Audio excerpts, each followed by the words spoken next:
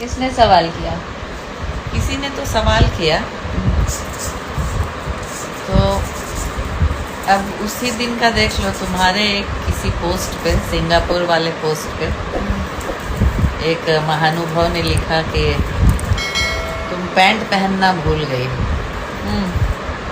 ठीक है, एक लड़की अपनी जर्नी बता रही है और थैंकफुल हो रही है दर्शकों के लिए अपनी जर्नी बता रही है। ध्यान उधर नहीं है, उसका पैंट में ध्यान। तो वही लगता है कि नहीं, बहुत से लोग कैप्शन नहीं पढ़ते हैं, उनको समझ नहीं आता है ना। नहीं ऐसा नहीं है। अब जो लोग पढ़ाई लिखा नहीं है वो कैसे कैप्शन पढ़ेगा मम्मी? वो फोटो में जाता है तो देखता है सिंदूर लगाया, अरे बाप शादी हो गई। नहीं पैंट वाले पे हम सोच के बहुत परेशान हो गए हैं।